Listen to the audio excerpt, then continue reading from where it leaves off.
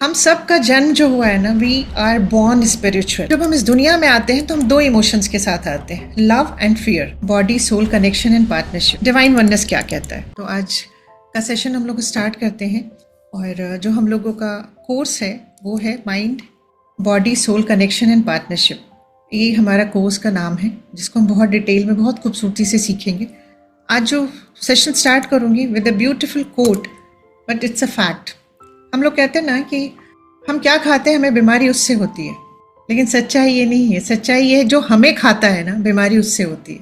तो आज जितने भी यहाँ डॉक्टर्स हैं ना, मुझसे एग्री करेंगे कि हम अपने पेशेंट्स को तो ज़रूर बोलते हैं कि तुम्हारा लाइफस्टाइल ऐसा है, तुम ये खाते हो, तुम ऐसा रहते हो, इस वजह से तुम्हें सारे चैलेंजेस हैं। बट फैक्ट हमें अच्छे से पता है कि जो हमें खा रहा है इंटरनली, बीमारी हमें उसकी वजह से होती है, राइट?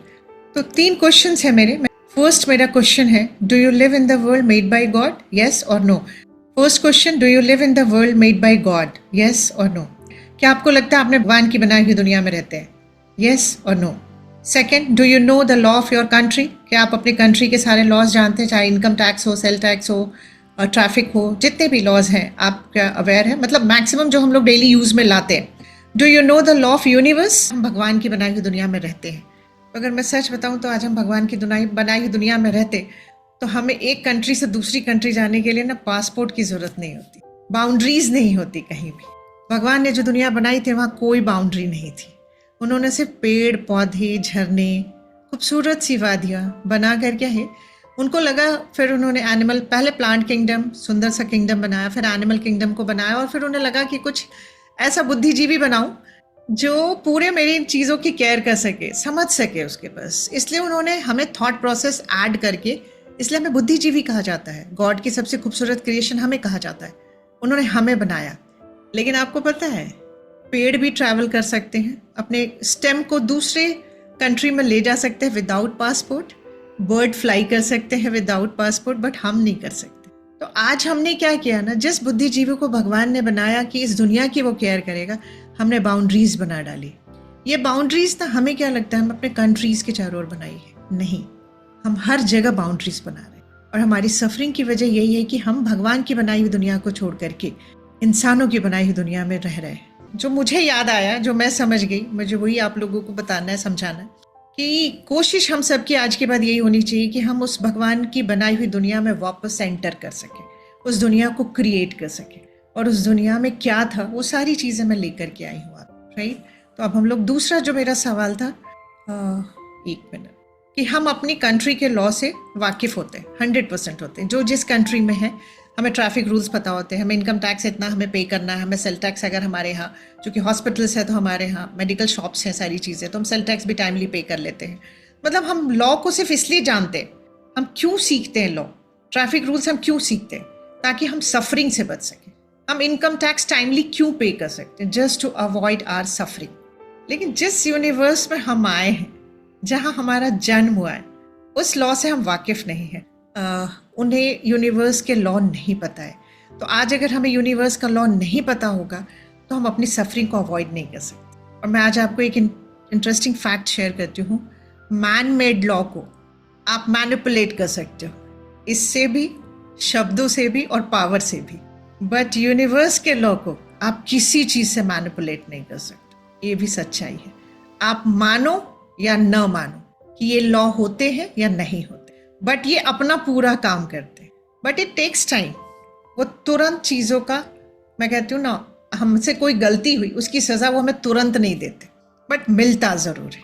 आइए आज उसी को सीखेंगे। एक्चुअली मेरा पर्पस था mind body soul partnership and disease. आपको लग रहा होगा कि ये हमारा टॉपिक कुछ है, कोर्स कुछ है, तो हम यूनिवर्स के लॉ क्यों सीख रहे हैं?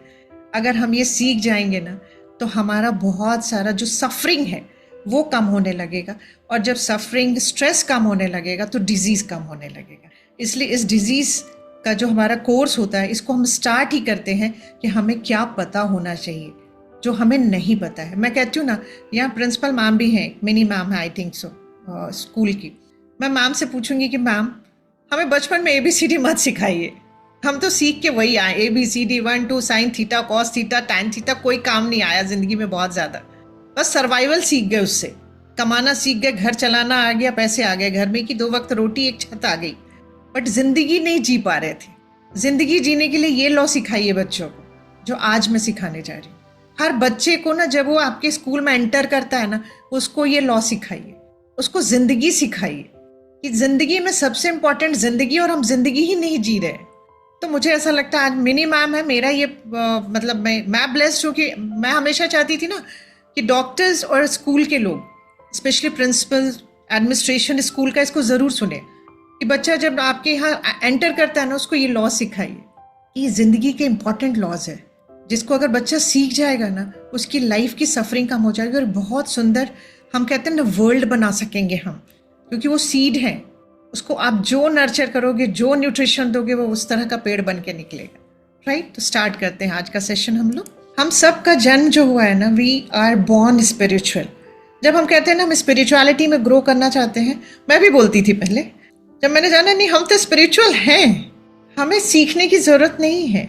हमें क्यों आज कहना पड़ता है कि हम इसको सीखना चाहते हैं, हम ग्रो करना चाहते हैं, इसमें हम अपनी ग्रोथ चाहते हैं, क्योंकि हम भूल गए।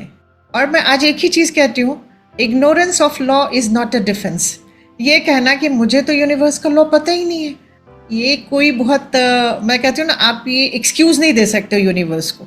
राइट, तो हम लोगों का जब हम इस दुनिया में आते हैं तो हम दो इमोशंस के साथ आते हैं, लव एंड फियर। 90% हमारा जो इमोशन होता है वो लव का होता है, 10% ही भगवान ने फियर दिया। और फियर में दो ही चीज़ का फियर हमें दिया उन्होंने, एक किसी ऊंचाई से गिरने का, एक लाउड साउंड का। बस आज हमारी जिंदगी में लव को टेक ओवर कर लिया है फियर ने। लव का वाइब्रेशन इतना हाई होता है कि ये कैंसर सेल्स को भी हील करता है। लेकिन लव शुड बी अनकंडीशनल, खुद से और हम जिनको हील करना चाहते हैं उनसे। आज हमारी लाइफ में भगवान ने हमें बहुत सुंदर बनाया था, लव ज्यादा दिया था, फियर कम दिया था। आज आप छोटे बच्चे को देखिए ना, वो सीढ़ी भी चढ़ जाएगा, वो रेलिंग पे भी चढ़ जाएगा, वो हर काम करने की कोशिश करेगा, क्योंकि उसके अंदर डर कम होता है।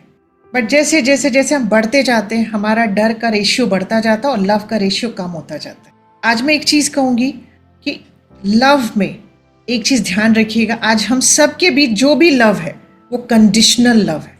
हम एक कंडीशन है उससे लव करते, हम एक दूसरे से अनकंडीशनल लव नहीं करते। चाहे मैं माँ हूँ तो भी मैं अपने बच्चों से कंडीशन लव करती हूँ। स्कूल में भी हमें यही प्रोग्रामिंग हमारे बच्चों को दी जाती है, तुम अच्छा करोगे तो माँ पापा तुमसे खुश होंगे, तुमसे प्यार करेंगे। वहाँ भी कंडीशन हम सिखाते हैं बच्चों को कि तुम्हें अगर प्यार चाहिए तो तुम्हें बेहतर बनना होगा। तो वो अपना जो रियल पर्सोना है, जिसके साथ उसका जन्म हुआ है, जिस क्वालिटी के साथ आया, हो सकता है वो पढ़ने लिखने के लिए नहीं आया, वो बहुत बड़ा आर्टिस्ट बनने के लिए आया, बट हम उसको जज उसकी पढ़ाई से कर रहे हो।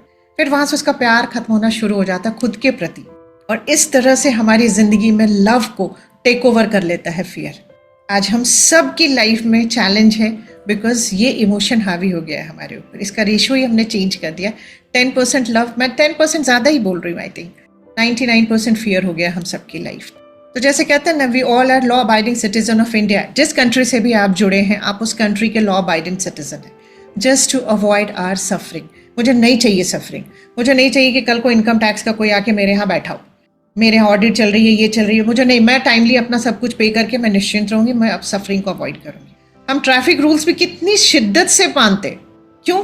हमें पता है कैमरा लगा हुआ है, अगर मैंने गलत किया, मैंने ट्रैफिक रूल्स तोड़ा, मैंने सिग्नल को क्रॉस किया रेड लाइट में, मेरे घर पहुंचने से पहले मेरे एक मोबाइल पे मैसेज आएगा, आपका चालान कट गया, इतना पैसा आपको देना है, आपको फाइन लगा है। आज आपको एक फैक्ट बताती हूँ, जो यूनिवर्स है ना, उसका कैमरा भी 24/7 चलता रहता है, बट हमारी गलतियों का ना वो मैसेज तुरंत हमें नहीं देते। मैन मेड लॉ का हम जो भी गलत करते, इनकम टैक्स नहीं पे किया, नोटिस आ जाएगी, आपने ट्रैफिक रूल्स तोड़ा, आपको उसकी चालान का रसीद आ जाएगा, मैसेज आ जाएगा। बट यूनिवर्स का नहीं आता है, वो अपना टाइम लेते हैं, हमें टाइम देते हैं कि हम सही हो जाएं। जब हम नहीं होते हैं तब हमें उसके हिसाब से, अपने उनके लॉ के हिसाब से, जो भी हमने उनका लॉ तोड़ा होता है, उससे रिलेटेड सफरिंग हमारी लाइफ में आती है। तो मैं कहती हूँ ना, यूनिवर्स का कैमरा 24/7 चलता रहता है, ये हमेशा याद रखिएगा। आप कुछ भी सबसे छिपा सकते हैं, अपनों से छिपा सकते, बट अपने से नहीं छिपा सकते, और उस यूनिवर्स से नहीं छिपा सकते। तो आइए आज हम लोग जो बनेंगे, be a law abiding citizen of universe. आज का जो सेशन है वो यही है कि आज के बाद से हम लोग यूनिवर्स की भी लॉ अबाइडिंग सिटीजन बनने की कोशिश करेंगे, और अपनी लाइफ में एक सुंदर सी, कहते हैं ना, अबंडेंस को हर फील्ड में, चाहे वो हेल्थ हो, वेल्थ हो। अगर आप इस लॉ को मानते हैं ना, तो ऐसा नहीं कि आपको सिर्फ हेल्थ मिलेगा, आपकी लाइफ में वेल्थ चैलेंज है वो भी ठीक होगा, रिलेशनशिप चैलेंज है वो भी ठीक होगा। मतलब जितनी एरियाज है लाइफ की, आपकी सारी एरियाज ठीक हो जाएंगी सिर्फ ये 12 लॉज को फॉलो करने से। तो स्टार्ट करते हैं आज का जो हमारा सबसे पहला लॉ है। पहला लॉ जानने के पहले मैं ये कहूँगी कि 12 स्पिरिचुअल यूनिवर्सल लॉ होते हैं, इनको स्पिरिचुअल लॉ भी कहा जाता है। बट उसके पहले मैं चाहूँगी कि हम लोगों को ये जानना चाहिए कि हम हैं कौन। जब हमारा जन्म होता है तो हमारे पास जो अपनी मतलब इमेज होती है, हम जब छोटे होते हैं तो हमारी कोई सच अपनी इमेज नहीं होती। जब बच्चा छोटा होता है, 1-2 साल तक, वो कुछ भी करता है, पेरेंट्स उसको बहुत वाह वाह करते हैं, उसे प्यार करते हैं, उसे बहुत मान सम्मान मिलता है, सब कुछ मिलता है। जैसे जैसे वो बड़ा होने लगता है, हमें क्या लगता है एज अ पेरेंट कि हम अपने बच्चे को डोमेस्टिकेट नहीं करेंगे। अगर हम उसको सिविलाइज करना है, उसको सोसाइटी में रहना सिखाना है, तो उसको हम बहुत सारी चीज़ें सिखाना शुरू करते हैं, उसको डिसिप्लिन करना शुरू करते हैं, और उसको एक इमेज बनना वहाँ से शुरू हो जाता है, उसकी सेल्फ इमेज। अगर उसने कोई शैतानी की, मान लीजिए अगर उसने कोई भी ऐसी हरकत की जिसमें उसने, मान लीजिए एक सपोज कि मोबाइल है, उसको क्यूरोसिटी हुई कि इसमें से बात कैसे होती, क्या इसके अंदर इंसान है, उसने मोबाइल खोल दिया आपका। अब 2 तरह के पेरेंट होंगे, एक देखें बाप रे देखो कितना क्यूरियस है ये कितना इंटेलिजेंट है कि इसने मोबाइल खोल लिया, और एक क्या होगा, थप्पड़ लगा दिया, भला बुरा बोला उस बच्चे कि तुम डिस्ट्रक्टिव हो, तुम सब कुछ तोड़ देते हो। उसकी एक सेल्फ इमेज बनी, मैं डिस्ट्रक्टिव हूँ, मैं सब कुछ तोड़ देती हूँ, मैं कुछ भी अच्छे से नहीं रख सकती। तो धीरे धीरे धीरे जैसे जैसे उसकी एज बढ़ती जाती है, उसकी एक सेल्फ इमेज बननी शुरू हो जाती है, जो हम बनाते हैं, पेरेंट्स बनाते हैं, पूरी फैमिली मिलके बनाती है, फिर स्कूल बनाता है, फिर पूरी सोसाइटी मिलके बनाती है। तो इस पूरी जर्नी में क्या होता है ना, हम सेल्फ को भूल जाते हैं कि एग्जैक्टली हु एम आई। आज मैं आपको बताती हूँ हु एम आई के लिए जो हम लोग कहते हैं कि जो हम बेसिकली हैं, जो हम सेल्फ रेफरल है, वो जो मैं बेसिकली हूँ दैट इज सेल्फ रेफरल। और एक होता है ऑब्जेक्ट रेफरल, मतलब ऑब्जेक्ट से मेरी इमेज है, ऑब्जेक्ट ने मेरी पर्सोना को बना के रखा है। मैं इसको क्लियरली आप लोगों को समझाती हूँ। जैसे मान लीजिए अगर मुझसे पूछिए कि हु एम आई, तो मैं क्या बोलूंगी यहाँ पे कि मेरा नाम डॉक्टर श्वेता, मेरी पहचान एक ऑब्जेक्ट से है। बल्कि अगर सही मायने में पूछिए तो मैं क्या हूँ, तो मैं सिर्फ और सिर्फ श्वेता हूँ। डॉक्टर बाद में हूँ, वो मेरा प्रोफेशन है, बट वो मेरी आइडेंटिटी नहीं है। मेरी आइडेंटिटी सिर्फ श्वेता की है। I am Shweta only. मैं सिर्फ श्वेता हूँ जो एक काइंड हार्टेड है, प्योर हार्टेड है, पायस सोल है, लोगों की हेल्प करना उसे अच्छा लगता है। This is my identity, this is my real identity. और जब मैं इसको जानती हूँ कि मैं क्या हूँ, ये मेरे पॉजिटिव ट्रेट्स है, ये मेरे पॉजिटिव क्वालिटीज़ है, मैं अपनी नेगेटिव क्वालिटी भी जानती हूँ, मेरे क्या स्किल है मैं वो भी जानती हूँ कि हाँ मैं I am a good orator, हो सकता है मैं अच्छा बोलती हूँ, मुझे ऐसा लगता है, लेकिन मैं बहुत अच्छा लिख नहीं पाती हूँ। तो मुझे वो भी पता होना चाहिए कि मेरी अच्छी क्वालिटीज़ क्या है, मेरी नेगेटिव क्या क्वालिटीज़ है, मेरे में स्किल क्या है, और मैं यूनिवर्स को क्या दे सकती हूँ, मैं यूनिवर्स को क्या दे सकती हूँ। तो ये है सेल्फ रेफरल, जो रियल श्वेता है। ऑब्जेक्ट रेफरल ये है कि मैं डॉक्टर श्वेता तिवारी हूँ, मेरे हस्बैंड भी डॉक्टर है, जहाँ एक ईगो, आप देखिए बोलने में भी एक वो आता है, हमारे एटीट्यूड आने लगता है। मेरी पूरी फैमिली डॉक्टर है। अब एक बात बताइए, जब हम ऑब्जेक्ट रेफरल में रहते हैं ना, तो हम पूरे टाइम एक फियर में और टेंशन में, स्ट्रेस में रहते हैं। यहाँ तो सभी डॉक्टर्स हैं। आप क्या कभी भी बहुत कैजुअल बाहर निकल जाते हैं? मान लीजिए वॉक्स की मीटिंग है, मतलब Varanasi obstetric and society, but मैं कहती हूँ ऑब्स्टेटिक सोसाइटी या फिजिशियन की आपकी मीटिंग है, आपकी CMEs होने जा रही है, क्या आप कैजुअल ड्रेस में जा सकते हैं, लोअर टी-शर्ट में जा सकते हैं? नहीं, क्योंकि आपको अपना पर्सोना मेंटेन करना है कि नहीं, I am doctor so and so, दुनिया मुझे ऐसे जानती है।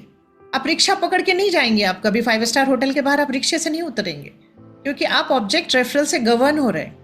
आप अपने घर में हैं और कल को कोई पेशेंट एंटर कर जाता है और मैं अगर टी-शर्ट और लोअर में हूँ, तो मुझे टेंशन इस बात की नहीं होगी कि पेशेंट क्यों आया, घर में क्यों एंटर कर गया, उसने मुझे ऐसे देख लिया, इसकी ज़्यादा टेंशन होगी, क्यों क्या जाके बोलेगा कि मैम ऐसे थे। मतलब आप सोच के देखो, जो ऑब्जेक्ट रेफरल चीज़ें होती है वो हमें कितना स्ट्रेस में रखती है। तो हम लोगों ने जब इस चीज़ को समझा, तो हम लोगों ने सबसे पहला काम क्या किया कि हम लोगों ने कहा कि हमारे आगे से डॉक्टर हटाओ, और नाम के आगे से डॉक्टर हटाओ, नाम के बाद से मैडम हटा दो, दीदी बोलो, ताई बोलो, जो बोलना है नाम से बोलना है बोलो, बट ईगो दोनों तरफ से हटाओ। मैम हटा के इधर का ईगो हटाया, डॉक्टर हटा के इधर का ईगो हटाया, और सिर्फ श्वेता रह गए हम लोग। मैं श्वेता हूँ, राश्री राश्री है, शोभना शोभना है। क्योंकि जब तक हम डीआर नहीं हटाएंगे ना अपने आगे का, हम एक ईगो में रहेंगे और एक हम ऑब्जेक्ट रेफरल उसको उठाते रहेंगे और वो हमें हमेशा फियर में और स्ट्रेस में रखेगा। मैं खुद बताती हूँ, आज से कुछ साल तक पहले मुझे बाहर निकलना होता, मुझे समझना पड़ता, अच्छा कान में कुछ डालना है, गले में कुछ डालना है, हाथ में कुछ डालना है, लोग क्या कहेंगे। आज कुछ फर्क नहीं पड़ता, हाथ खाली है, कान खाली है, गला खाली है, क्योंकि अब खुद को जानती हूँ है माई। अब मुझे इन ऑब्जेक्ट्स की कोई ज़रूरत नहीं पड़ती। ज़्यादातर इसलिए अब हम लोग एक दूसरे को भी डॉक्टर से संबोधित नहीं करते, ना मैम यूज़ करते ना सर यूज़ करते। तो सबसे पहले ना आपको ये जानना होगा हु एम आई, आप हैं क्या। तो इसको जानने के लिए मैं कहती हूँ ना, इसका बहुत सुंदर तरीका है इसको जानने का। तो आज एक काम करिएगा, जब भी आपको टाइम मिले, चूंकि सभी डॉक्टर्स हैं तो उनके पास टाइम का बहुत चैलेंज रहता है, पर जब भी खाली होइएगा ना तो अपने को अपने चश्मे से देखिएगा। दुनिया ने क्या बताया वो मत देखिएगा, खुद से बात करिएगा और जानिएगा कि आप में क्या अच्छा है, आपकी क्या क्वालिटीज़ है जो बेसिकली आपकी है। आज अपना चश्मा लगाइएगा अपने बारे में लिखने के लिए, क्योंकि हम लोग भूल चुके हैं कि बेसिकली हम क्या है। हमें दुनिया ने जो बोला, भला या बुरा, ज़्यादा तो बुरा बोला लोगों ने, वो हमने मान लिया और हम वैसा बनते चले गए और खुद को साबित करने में लगे रहे, अपने पर्सोना को मेंटेन करने में कि नहीं मैं अच्छी हूँ, मैं सबको प्लीज़ कर रही हूँ। तो इन चीज़ों से आज हटके अपने बारे में, अपनी क्वालिटीज़ जो आपको बहुत अच्छी लगती है, क्या आपको लगता है उसको लिखिएगा। अपने वीक पॉइंट्स भी लिखिएगा। आपके में क्या स्किल है, रियल स्किल, आपको क्या लगता है कि आप में ये स्किल है, आप इससे बहुत सारी चीज़ें कर सकते हैं और आप यूनिवर्स में कुछ कंट्रीब्यूट करने का मन रखते हैं कि नहीं रखते। क्या आपके जहन में ये बात होती है कि नहीं, भगवान ने मुझे बहुत कुछ दिया है, मेरे ऊपर छत है, मेरे पास 3 वक्त का खाना होता है, मैं आज अगर 2 साल तक भी कपड़े नहीं खरीदूँ तो मुझे कोई ज़रूरत नहीं, मैं आज 2 साल तक कोई काम नहीं करूँ तो भी मेरे पास सब कुछ है। इतना बहुत है यूनिवर्स में रिटर्न करने के लिए। लेकिन हम क्या करते हैं, फोकस्ड उधर रहते हैं जो हमें नहीं मिला है, क्योंकि हमें बचपन से सिखाया गया ना, तुम्हें कुछ बनना है तब जाके तुम्हें वो मिलेगा। काश हमें बचपन में सिखाया गया होता, जो है उसको पहले थैंक यू तो बोलो। बहुत सारे लोगों के ऊपर छत नहीं है, तुम्हारे पास छत तो है, तुम स्कूल में पढ़ने के लिए तुम्हारे पास किताबें तो है, स्कूल बैग तो है हमारे पास, स्कूल ले जाने के लिए टिफिन बॉक्स भी है। तो सबसे पहले अपने को जानना है कि आप हैं क्या। तो अपनी क्वालिटीज़ लिखिए, अपने वीक पॉइंट्स लिखिए, अपने स्किल्स को लिखिए और आपका कुछ इरादा है, आपको कुछ लगता है कि मुझे यूनिवर्स को देना चाहिए, आपके में कुछ वो कंट्रीब्यूशन की भावना है कि नहीं है। मैं एक चीज़ कहती हूँ, इसका फ़ायदा क्या होता है ना, फिर आपको कोई कुछ भी कहता है ना तो आपको फ़र्क नहीं पड़ता है। जैसे मैं कहती हूँ, जब आप ये जान जाएंगे आप क्या हैं तो आप इम्यून टू क्रिटिसिज्म हो जाएंगे। कोई आपको क्रिटिसाइज भी करेगा ना तो आपको फ़र्क नहीं पड़ेगा। मैं आपको सच बता रही हूँ, जिस दिन आप ये जान जाएंगे, जैसे मुझे क्या हुआ, दूसरा क्या होता है, जब आप ये जान जाएंगे तो आप फियरलेस हो जाएंगे, आपको डर नहीं लगेगा किसी का। जैसे मैंने अभी बोला ना कि आप अभी किसी भी तरह से आप बाहर निकलने में आपको डर लगता है, कोई देख लेगा तो क्या सोचेगा। मैं अभी ऐसे नहीं निकल सकती, मैं इतनी बड़ी गायनोकोलॉजिस्ट हूँ तो मुझे अपना स्टेटस मेंटेन करना है। ये सब हमें स्ट्रेस और फियर और टेंशन दे रहा है, हम एक फियर में रख रहा है। और फियर कितना डेंजरस है आप इस कोर्स में सीखेंगे, हम बहुत ही डिटेल में हम लोग जाएंगे उस टॉपिक पे। और जब आप जान जाते हैं ना हु एम आई, तो आप बहुत हम्बल हो जाते हैं, फिर आपको सिर्फ देने का मन करता है। मैं एक चीज़, एक एग्जाम्पल से यहाँ समझाती हूँ। पहले क्या होता था, कोई मुझे कहता था ना कि श्वेता तुम्हें एक कितना कोई भी काम दो ना तुम ठीक से नहीं कर पाती हो, मैं मान लेती थी इस बात को कि सही बात है, और बहुत दिन तक मेरा मन खराब होता था, मुझे लगता था सच बात है, मैं कोई भी काम ठीक से नहीं कर पाती। और जो सेल्फ क्रिटिसिज्म होता था ना बहुत ज़्यादा होने लगता था, क्योंकि मुझे पता नहीं था मैं क्या हूँ। लेकिन जब अपने पे काम किया और समझा कि नहीं, अगर मुझे 100 टास्क दिया जाता है तो मैं 99 अपनी तरफ से द बेस्ट करती हूँ, अपना बेस्ट उसमें लगाती हूँ, एक ही तो गलत हुआ था। तो आज अगर कोई मुझे कहता है तुम कोई भी काम अच्छे से नहीं करती, तो मुझे कोई फर्क नहीं पड़ता, क्योंकि मुझे ये पता है कि मैंने अपना 100% दिया था। वो टर्न आउट नहीं हुआ सही डायरेक्शन में, that's not my fault, because I know myself, who am I. तो मैं एक ही चीज़ कहूँगी कि जो सबसे खूबसूरत चीज़ है वो ये जानना कि आप हैं क्या बेसिकली। तब हम दूसरों के क्रिटिसिज्म को अपने अंदर एब्जॉर्ब करने से रोक पाएंगे, नहीं तो ये कभी नहीं रुकेगा। हमारा रिमोट कंट्रोल ना दूसरे के ही हाथ में रहेगा फिर जब जो चाहेगा, इसको चलो अभी हंसा देते हैं, चलो अब इसको रुला देते हैं। तो रिमोट कंट्रोल बांटना छोड़ना होगा हमें अपने को, और उसके लिए सबसे अच्छा तरीका यही है कि पहले जान लो आप हो क्या। क्योंकि जब आप खुद को जान जाओगे ना, फिर आपका रिमोट कंट्रोल आपके हाथ में ऑटोमेटिकली आ जाएगा, फिर आप किसी की चीज़ों को अंदर से लोगे नहीं, राइट। तो ये होता है हु एम आई, और इसका सबसे खूबसूरत बात होता है जब आप ये जान जाएंगे तो आप इम्यून टू क्रिटिसिज्म हो जाएंगे, फियरलेस और हम्बल हो जाएंगे। अब आते हैं आज का हमारा जो फर्स्ट लॉ है, डिवाइन वननेस क्या कहता है? Divine first law is law of divine oneness. Divine oneness is कि हम सब एक हैं. जितनी भी ह्यूमन बीइंग है हम सब एक ही है. मैं यहाँ एक स्टोरी सुनाती हूँ. एक बार क्या हुआ, जब ये दुनिया बना रहे थे ब्रह्मा जी ने, तो उन्होंने क्या कि पूरी सृष्टि बना दी. आई थिंक ये डॉन मिगेल सर की बुक में लिखा हुआ है. उन्होंने एक स्टोरी लिखी है ये, कि उन्होंने बोला कि ये इंडिया की मैथोलॉजी से स्टोरी उन्होंने पिक की है. I think Don Miguel sir की ही बुक में है. तो उन्होंने क्या किया कि लिखा है कि जब दुनिया बना दी ब्रह्मा जी ने, तो देखा भाई इतने सुंदर पेड़ पहाड़ पौधे, सुंदर झरने सब बना दिए, एनिमल्स भी बना दिए उन्होंने, सारी चीज़ें उन्होंने बना दिया. तो फिर बोला मैं खेलूँ किसके साथ, मैं एंजॉय किसके साथ करूँ, मैं बातें किससे करूँ, मैं तो अकेला हूँ. तो उन्होंने कहा कि अच्छा एक काम करते. उन्होंने एक माया बना दी, माया बनाया और उन्होंने कहा कि चलो तुम मेरे साथ खेलो. तो बोली कि आप एक काम करिए, आपने इतनी सुंदर दुनिया बनाई है तो मैं आपके साथ खेलने की तैयार हूँ, लेकिन मेरी कुछ शर्त है. तो बोले क्या शर्त है आपकी? तो कहती हैं कि मैं आपको जो बोलूँगी आपको करना होगा, तब मैं आपके साथ खेलूँगी. तो कहते हैं ठीक है, मुझे कोई दिक्कत नहीं है.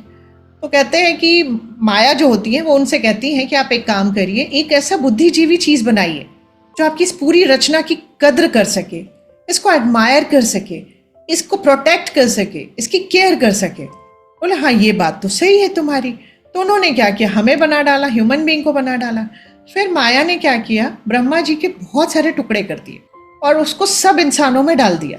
और ब्रह्मा जी को कहा अब खोजो आपका अंश कहाँ है. कहने का मतलब हम सब में ब्रह्म का अंश है और वो हमारा ही है एक अंश. तो हम सब ह्यूमन बीइंग बेसिकली कनेक्टेड, हमारा रूट एक ही है. आज हम स्टेम होकर के और आगे बढ़ते बढ़ते बढ़ते हम इतने फैल गए हैं और हमने समझ लिया कि हम बस इतने ही से हैं. नहीं, हम सब कनेक्टेड है. डिवाइन वननेस ये कहता है हम सब कनेक्टेड है. आज मैं आपको एक साइंस बताती हूँ, आप जब और आगे सीखेंगे इन चीज़ों को तो समझेंगे कि आपको क्या लगता है कि अगर लाइफ में कोई सफरिंग है और श्वेता की नॉलेज में आया तो श्वेता का कोई लेना देना नहीं है. नहीं, हम दोनों ही, अगर मेरी नॉलेज में कोई चैलेंज आता है, दिस शोज की मेरी और उनकी मेमोरी शेयरिंग है, तभी वो मेरे सामने आएंगे. It's a pure science. यही शो करता है, यही मेरा बताने का पर्पस है कि हम सब एक है, डिवाइन वननेस है. अगर आप किसी को हर्ट करते हैं तो आप किसी और को हर्ट नहीं करते, आप खुद को हर्ट करते हैं. और 3 किंगडम है, human kingdom, animal kingdom and plant kingdom, and we all are interconnected. आपको क्या लगता है, आपने एक पेड़ को कट किया तो आपकी लाइफ में कोई नुकसान नहीं होगा.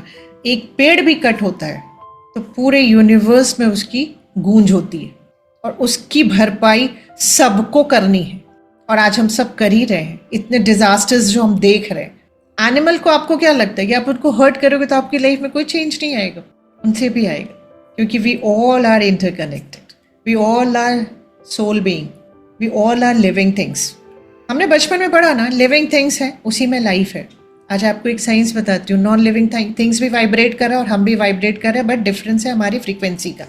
इसका मतलब we all are vibrating at a different frequency. That's the different only. So divine oneness says we all are interconnected. किसी को हर्ट करने से पहले, किसी को हार्म पहुंचाने से पहले हमेशा याद रखिएगा उसकी भरपाई आपको ज़रूर करनी होगी, क्योंकि वो आप खुद को कर रहे हैं. This is divine oneness. तो आज के बाद हर में डिविनिटी को खोजिए. हो सकता है आपका एक ब्रह्म का अंश सामने वाले में हो, इसको खोजने की कोशिश करिएगा. और सामने वाले में जिस दिन आपको डिविनिटी दिखने लगी ना, आप समझ लीजिएगा आप स्पिरिचुअल ग्रोथ की तरफ वापस जा रहे हैं. बच्चे को ये नहीं पता होता ये इंसान बुरा है, ये इंसान खराब है. वो सबको देख के सेम स्माइल करता है. हम गलत और सही जज करके उनको लेबल करते कि ये अच्छा इंसान है, क्योंकि मेरी प्रोग्रामिंग से मैच करता है तो वो अच्छा है, जो मेरी प्रोग्रामिंग से मैच नहीं करता है वो बुरा है. हम जज कर देते. Basically we are doctors, but ये डॉक्टर बनने के लिए तो हमें पढ़ना पड़ा है, बट जज बनने के लिए हमें पढ़ना नहीं पड़ा है. हम बचपन से ही जज हैं. किसी को भी तुरंत बुरा साबित कर देंगे, लेबल कर देंगे वो बहुत बुरी है, वो बहुत बुरा है, वो उसका बिहेवियर अच्छा नहीं है. मतलब हम जज बहुत ज़्यादा करते हैं, सिचुएशन को, पर्सन को, इवेंट को, एवरीथिंग. मैं कहती हूँ हम लोग जज तो जन्म से ही पैदा हो जाते हैं, बट नहीं करना है. क्योंकि अगर आप जज करते हैं तो आप अपनी को डिविनिटी की जो अलाइनमेंट हम लोग आगे सीखेंगे, आप उससे अपने आप को डिस्कनेक्ट करते हैं. क्रिटिसिज्म, जजमेंट, ये 2 चीज़ बहुत सिन है. गॉसिप, इसको हम लोग कहते हैं सिन है ये, राइट. उसके बाद आता है second law, that is beautiful law, that is law of vibration.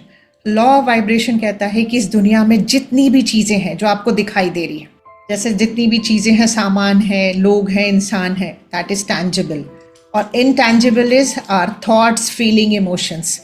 ये सब वाइब्रेट कर रहे हैं अलग अलग फ्रीक्वेंसी पे। हमारा टेबल कर रहा है, मेरा माइक कर रहा है, मेरा मोबाइल कर रहा है, मेरा कैमरा कर रहा है, मेरा सिस्टम कर रहा है, मेरे थॉट्स कर रहे हैं, मेरे इमोशंस कर रहे हैं, मेरे फीलिंग्स कर रहे हैं। Everything is vibrating at different level, different frequency पे सब कुछ वाइब्रेट कर रहा है। तो लॉ ऑफ वाइब्रेशन क्या कहता है कि आप जिस वाइब्रेशन पे है, यूनिवर्स को वाइब्रेशन की ही लैंग्वेज समझ में आती है। अगर आप हाई वाइब्रेशन पे है तो आप सब पॉजिटिव चीज़, जितनी भी चीज़ें हाई वाइब्रेशन की यूनिवर्स में एग्जिस्ट करती है, आप उसको अट्रैक्ट करेंगे बहुत ईजिली। और अगर आप लो वाइब्रेशन में रहते हो तो अपनी लाइफ में सारी चीज़ें नेगेटिव अट्रैक्ट करेंगे। आप सब मुझसे एग्री करेंगे कि जब लाइफ में एक कोई बैड इवेंट हो जाता है, उसके बाद हम कहते हैं ना, मुसीबत अकेले नहीं आती, सब एक साथ लेके चली आती। ये हम लोग बहुत बार कहा सेइंग सुनते हैं, अपने घरों में भी सुनते आए। मुझे भी लगता था कि हाँ शायद ऐसा है, मुसीबत चलती तो कहती है मौसी, नानी, काकी, चाची चलो श्वेता के घर चलना है, अभी एक साथ चलते हैं उसके। अब समझ में आता नहीं, एक इवेंट में हम अपने वाइब्रेशन में इतना लो में चले जाते कि हम अट्रैक्ट करते यूनिवर्स से, क्योंकि यूनिवर्स को सिर्फ हमें देना आता है। उसको ये नहीं पता कि हम चाहते क्या है या नहीं चाहते, वो उसको नहीं पता चलता है। उसको लगता है श्वेता जिस फ्रीक्वेंसी पे वाइब्रेट कर रही है उसको वो ही चाहिए। मेरी बात समझ रहे हैं? तो हमें अपना वाइब्रेशन हमेशा हाई रखना होगा।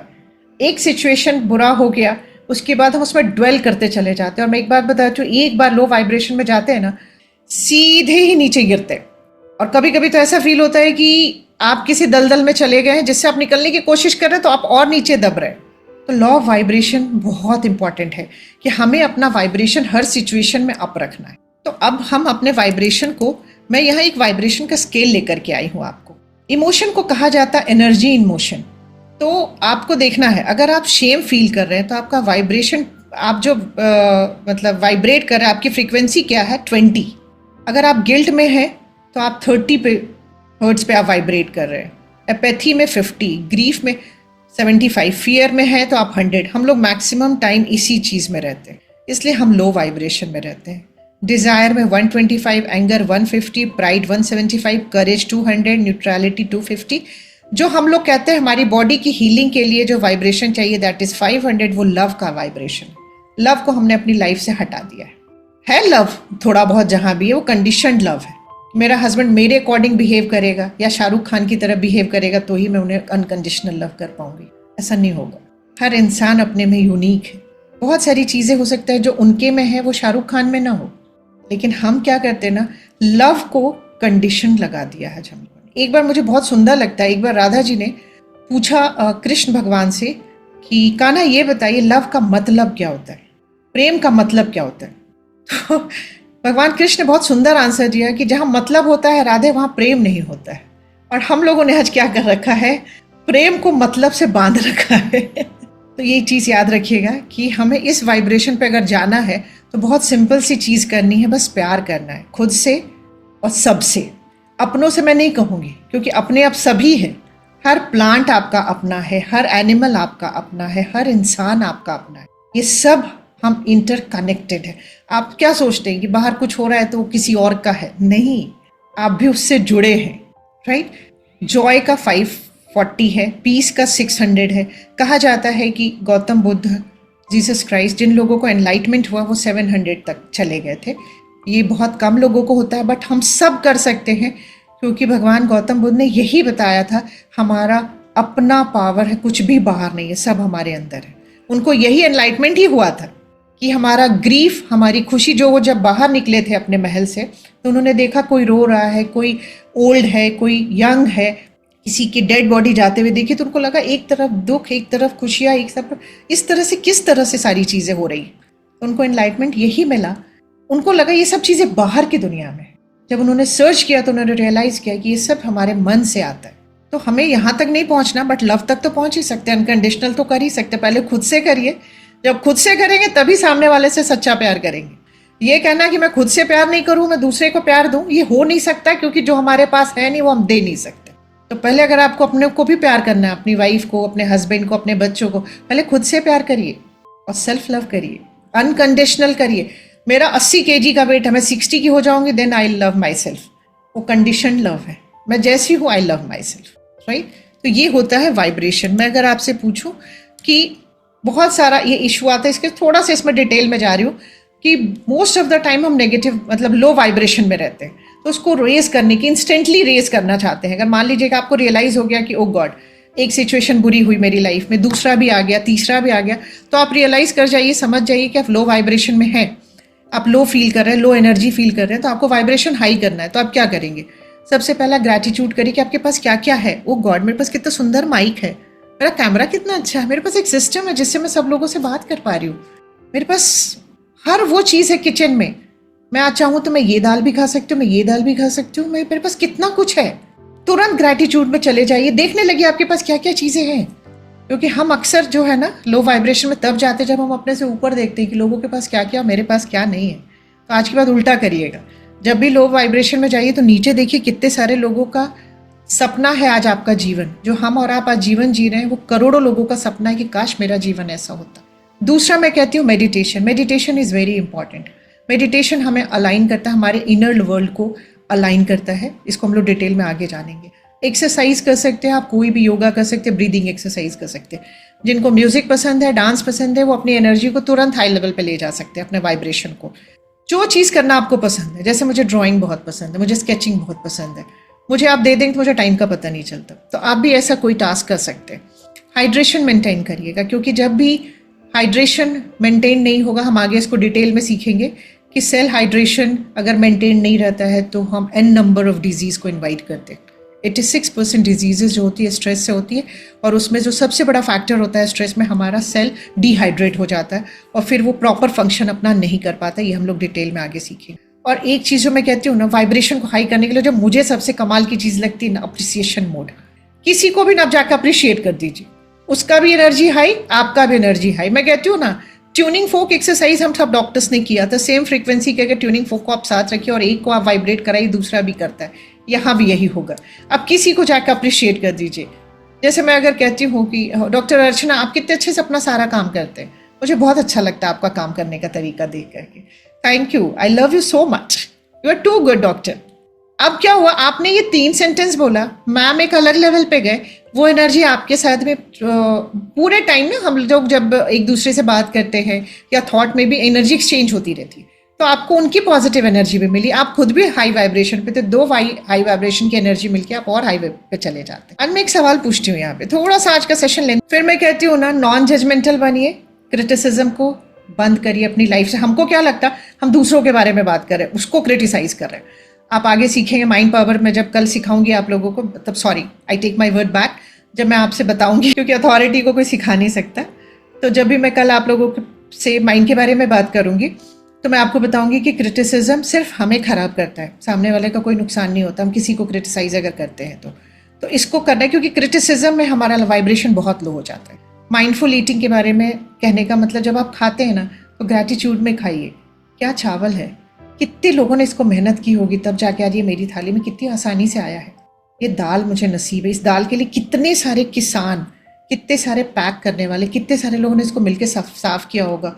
मेरे घर तक पहुंचने में इसमें कितने सारे लोगों, एन नंबर ऑफ लोगों की मेहनत है। उन सबको थैंक यू बोलिए, love you, thank you, bless you बोल के खाइए। देखिए आपको क्या वो मतलब अमृत की तरह आपकी बॉडी में वो जाएगा। नेचर के साथ समय बिताइए, और अपने पेट्स, अगर आपसे एनिमल से प्यार करते हैं तो मैं आपको बताती हूँ, एनिमल्स में और प्लांट्स में सिर्फ पॉजिटिव एनर्जी होती है। अगर आपको कभी लो फील हो रहा है ना, आप किसी भी प्लांट को जाके ऐसे हक कर लेंगे ना, आपसे कुछ नहीं बोलेंगे, फिर भी वो आपकी नेगेटिव एनर्जी एब्जॉर्ब करेंगे और आपको अपनी पॉजिटिव एनर्जी देंगे। Same with the pets. ये सारी चीज़ें करके आप अपनी लाइफ को बहुत सुंदर बना सकते हैं। हम लोग कहते हैं कि आपका वाइब्रेशन किससे अफेक्ट करता है, आपके बिलीव्स एंड वैल्यूज़ क्या, इसको फिर कभी डिटेल में जानेंगे। आपके थॉट्स अगर नेगेटिव है तो आप नेगेटिव वाइब्रेशन में, नेगेटिव वाइब्रेशन लो वाइब्रेशन है। आपका मूड और स्टेट ऑफ माइंड क्या है, वो उस पर डिपेंड करता है आपका वाइब्रेशन। तो आपको एक ही चीज़ कहूँगी कि हमेशा खुश रहिए, लव के वाइब्रेशन में रहिए, ताकि आप हाई वाइब्रेशन में रह सके। फिर आता है लॉ ऑफ कॉरेस्पॉन्डेंस। इसका मतलब यह क्या होता है कि आपकी लाइफ में जो आपको दिख रहा है, लॉ ऑफ कॉरेस्पॉन्डेंस का मतलब कि जो अंदर है वही बाहर है। अगर आपकी लाइफ में सब कुछ बाहर बुरा हो रहा है, कुछ भी सही नहीं जा रहा है, तो आप समझ लीजिए कि आपके इनर वर्ल्ड में सब कुछ गलत चल रहा है। इसी को कहते हैं लॉ ऑफ कॉरेस्पॉन्डेंस। हम क्या कहते हैं कि यार मैं इतनी सारी तो चैरिटी करती हूँ, फिर मेरी लाइफ में इतने चैलेंजेस क्यों हैं, मैं क्या सोच रही हूँ मुझसे आगे क्यों बढ़ रही हो डॉक्टर, मेरा नर्सिंग होम तो उनसे नर्सिंग होम से बड़ा है, फिर वो आगे लीड कैसे कर रहे हैं, क्या उनके यहाँ ऐसा है, पता करो अंदर क्या चल रहा है। चैरिटी मैटर नहीं करता। मैं आज आपको एक रियलिटी बताती हूँ, यहाँ क्या रखा है आपने, ये मैटर करता है। यूनिवर्स को आपकी चैरिटी नहीं दिखाई देती, आपकी यहाँ क्या चैरिटी चल रही है ये मैटर कर। तो अगर हमारी लाइफ में बहुत चैलेंजेस है ना, तो अपने साथ बैठिए और देखिए यहाँ क्या रख रखा है हम लोग, क्योंकि ये लॉ ऑफ कोरेस्पॉन्डेंस बहुत अच्छा है। अगर आपकी लाइफ में बहुत सफरिंग है तो आप समझ लीजिए आपने अंदर भी कुछ वैसा ही रख रखा है। ये बहुत सुंदर चीज़ है। मैं कहती हूँ अंदर क्या चल रहा है समझना बहुत मुश्किल है, बट बाहर की लाइफ में अगर सब चीज़ें अच्छी चल रही हैं तो समझ लीजिए कि अंदर भी सब कुछ आपने अच्छा रख रखा है। लेकिन अगर बाहर सब कुछ नेगेटिव है तो अलर्ट होने की ज़रूरत है और अपने ऊपर काम करने की ज़रूरत है। बाहर कुछ करेक्ट नहीं करना है आपको, सिर्फ अपने इनर वर्ल्ड पे काम करेंगे अगर हम, तो हम अपना बाहर सब कुछ करेक्शन कर सकते हैं। तो इसको हम लोग कहते हैं लॉ ऑफ कोरेस्पॉन्डेंस। फिर आता है fourth law, that is beautiful law, जिसके बारे में मैक्सिमम लोग जानते हैं, that is law of attraction. Law of attraction क्या कहता है कि आपकी लाइफ में, हम लोग क्या समझते हैं लॉ ऑफ अट्रैक्शन से, कि आंख बंद करेंगे मैनिफेस्ट करेंगे हमारी लाइफ में आ जाएगा। ऐसा कुछ नहीं होता है। होता है जो 24/7 आप अट्रैक्ट कर रहे हैं। लॉ ऑफ अट्रैक्शन 24/7 काम करता है हमारे साथ। हमें क्या लगता है आंख बंद करके हम मैनिफेस्ट करेंगे तभी, नहीं, अभी भी आपकी लाइफ में जो भी चीज़ आ रही है वो अट्रैक्शन से ही आ रही है। अच्छी आ रही है तो इसका मतलब आप उस वाइब्रेशन पे, इसलिए आपकी लाइफ में सब कुछ अच्छी आ रही है। अगर आपकी लाइफ में नेगेटिव आ रहा है तो आप समझ लीजिए कि आप नेगेटिव स्टेट ऑफ माइंड में है और आपके अंदर नेगेटिव चीज़ें चल रही हैं, तो आप नेगेटिव चीज़ों को अट्रैक्ट करोगे। और अट्रैक्शन इटसेल्फ सेज कि आपको जो भी चीज़ चाहिए, अगर आपको लगता है कि मुझे वर्ल्ड का बेस्ट ऑर्थोपेडिक सर्जन बनना है, मैं एक एग्जाम्पल के लिए दे रही हूँ, तो आप अट्रैक्ट करिए, आप मैनिफेस्ट करिए, विजुअलाइज करिए डेफिनेटली, बट आपको एक्शन भी लेना होगा, आपको कोर्सेज करने होंगे, आपको सर्जरी सीखने जाना होगा। सिर्फ आंख बंद करके आप सर्जरी नहीं कर सकते कि नहीं मैं तो मैनिफेस्ट कर रहा हूँ नंबर 1 ऑर्थोपेडिक सर्जन हूँ वर्ल्ड का और सर्जरी भी मैं वही सीख लूंगा, ये नहीं होगा। आपको स्किल पे काम करना होगा, एक्शन तो लेना ही पड़ेगा आपको, राइट। दूसरा मैं कहती हूँ कि इसके लिए जो आप लोगों को एक इंपॉर्टेंट पार्ट होता है लॉ ऑफ अट्रैक्शन का, कि हमारे अंदर बहुत सारी नेगेटिव मेमोरीज चल रही होती है, तो जो अंदर चल रहा है ना हम वही अट्रैक्ट करेंगे। तो नेगेटिव मेमोरीज को क्लीन करना होता है, हमें उन्हें डिलीट करना होता है। उसके बाद क्या होता है कि आपको जो भी चीज़ चाहिए ना लाइफ में, क्योंकि आपको अभी हम लोगों ने बात की लॉ ऑफ वाइब्रेशन की, तो आपको अज्यूम करना होगा कि वो आपको मिल चुका है। अगर आप मान लीजिए चाहते हैं कि मैं नंबर 1 ऑर्थोपेडिक सर्जन बनूं, तो आपको उसको अज्यूम करना होगा कि जब आप बन जाएंगे तो आप किस वाइब्रेशन पर रहेंगे, आपको क्या खुशी फील होगी। तो जिनको जो भी लाइफ में चाहिए उसको अज्यूम करिए कि वो आपको मिल चुका है और आप उसी एटीट्यूड में रहिए, उस वाइब्रेशन में रहना है आपको। जब आप उस वाइब्रेशन में मोस्ट ऑफ द टाइम रहेंगे, यूनिवर्स उससे मैच करके वो चीज़ आपको ला के देती है, क्योंकि उसको भाषा ही वही समझ में आती है। फिर आता है law of intention and desire. Law of attraction का एक बहुत खूबसूरत पार्ट यही है कि अगर आपका इंटेंशन और डिजायर जो है ना, अगर आपका इंटेंशन प्योर नहीं है, आपका इंटेंशन सिर्फ अपने को लेकर के है, तो कुछ हद तक मिलेगा बट लॉन्ग टर्म में ग्रोथ नहीं मिलेगी आपको। तो अगर आप कुछ भी चाहते हैं, अट्रैक्ट करना चाहते हैं, तो देखिए कि उससे कितने लोगों का भला है, क्या और लोगों का भला है, क्या और किंगडम का भला है, और मतलब ह्यूमन बीइंग का भला है, मेरे इस काम से, मेरे इस गोल से, जो ये मैं सपना देख रही हूँ, इससे कितने लोगों का भला होने वाला है। तो ये समझने की जरूरत है। और लॉ ऑफ अट्रैक्शन के लिए मैं कहती हूँ, जैसे सपोज मान लीजिए बहुत सारे लोग कहते हैं कि मुझे स्विट्जरलैंड जाना है, मुझे अट्रैक्ट करना है कि मुझे स्विट्जरलैंड जाना है, तो आप सब चीज़ें उस पर कर रहे हो, आप काम भी कर रहे हो, आप अपने मनी को भी मैनेज कर रहे हो, तो इसको हम लोग कहते हैं ना, फिर आपको कोई पेपर कटिंग लोगे, देखोगे उस पर स्विट्जरलैंड लिखा है, आप आगे जाओगे देखोगे स्विट्जरलैंड की टिकट्स यहाँ मिलती हैं। तो जब इस तरह से जब आप कोई भी चीज़ को फोकस कर रहे हो और वो नाम आपको बार बार दिख रहा है, तो आप समझ लीजिए कि आप सही डायरेक्शन में लॉ ऑफ अट्रैक्शन पे काम कर रहे हैं। इसको हम लोग कहते हैं सिंक्रोनाइज करता है यूनिवर्स आपके लिए। सिंक्रोनिसिटी है वो आपको दिखाता है you are on a right direction. वो सारे नाम आपको हर जगह दिखेगा किसी न किसी फॉर्म में, राइट। और अगर कोई नेगेटिव चीज़ भी दिख रही है तो आप ये समझ लीजिए कि आप किसी नेगेटिव डायरेक्शन पे चल रहे हैं, आप किसी नेगेटिव पाथ पे हैं, राइट। तो ये होता है लॉ ऑफ अट्रैक्शन। के लिए आपको क्या करना है, अट्रैक्ट करिए, फिर एक्शन भी लेना है।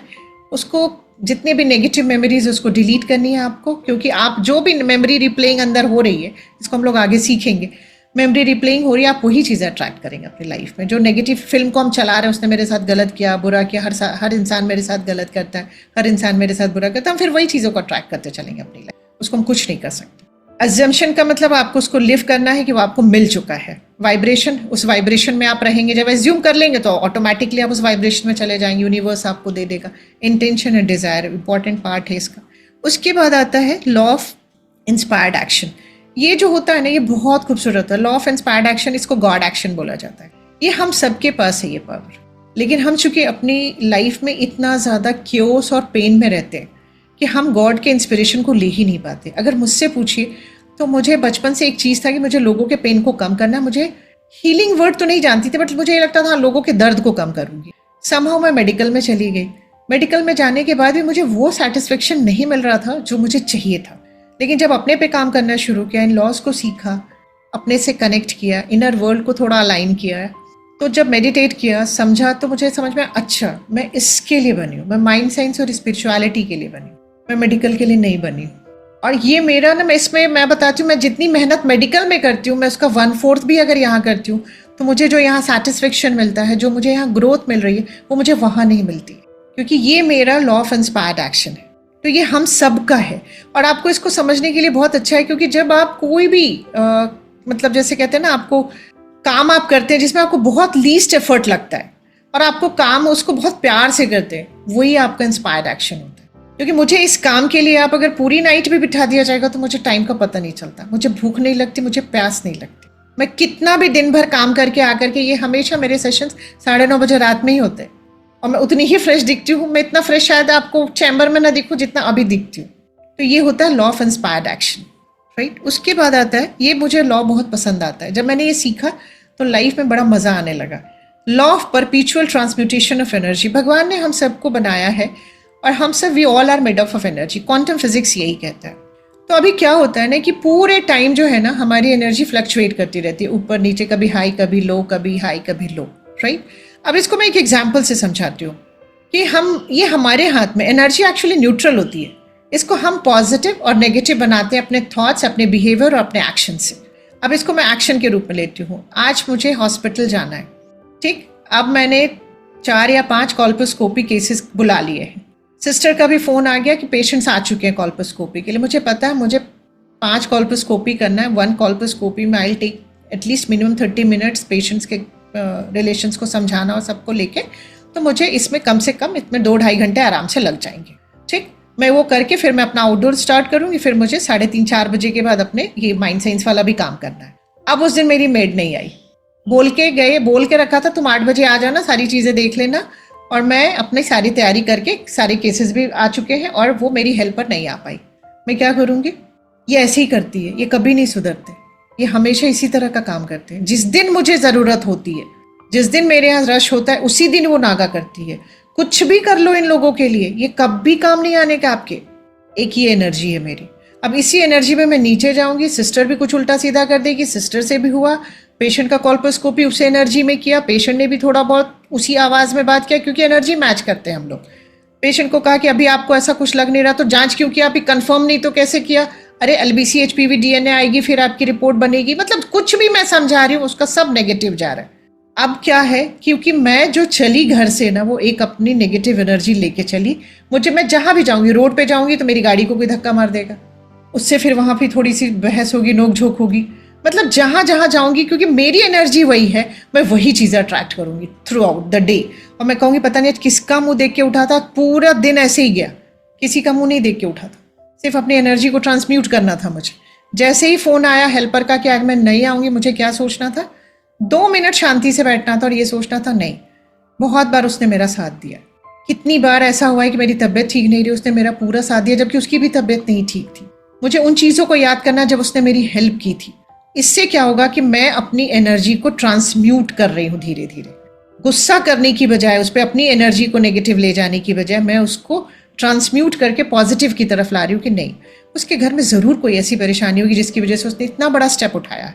मुझे ऐसा लगता है कि नहीं, मैं उसको समझ सकती हूँ। और मैं क्या करूँगी, अपने घर में इन्फॉर्म कर दूँगी हस्बैंड को, बच्चों को कि मेरा केस है, आज हम लोग कुछ मैनेज कर लेते हैं, कुछ लाइट से खिचड़ी ही बना लेते हैं, एक सिटी में बन जाएगी, हम लोग खिचड़ी खा लेंगे, बट आज मेरा भी इतना केस है तो हम जा रहे हैं, आप लोग खा लेना, कुछ भी अपने से भी बना के, या हम इस तरह से मैनेज करके एकदम शांति से मैं अपना जाऊंगी, अपने केस करूंगी, सिस्टर से भी सब ठीक ठाक रहेगा, पेशेंट भी मेरी बात समझेगा, क्योंकि मैं अपनी एनर्जी ट्रांसम्यूट करके पॉजिटिव डायरेक्शन में लेकर के जा रही हूँ।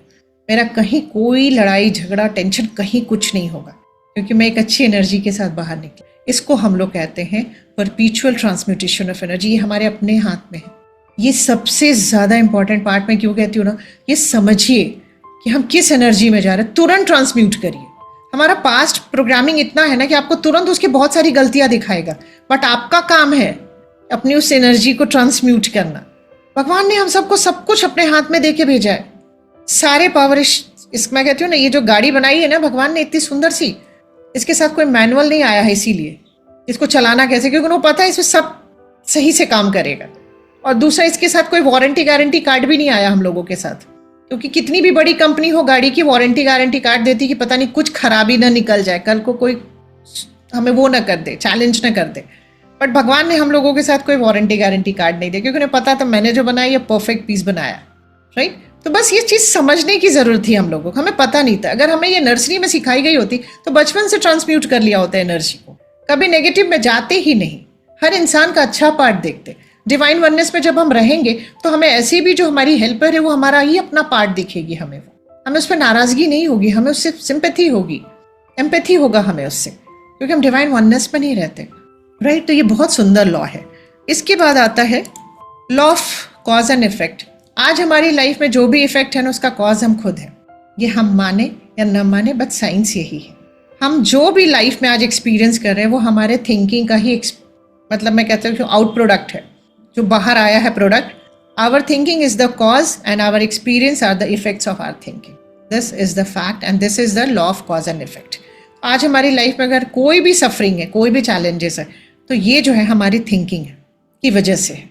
अगर हमारे लाइफ में अगर हेल्थ चैलेंज भी है, वो इफेक्ट है, बट कॉज हम ही है, कॉज हमारे ही अंदर है उसका।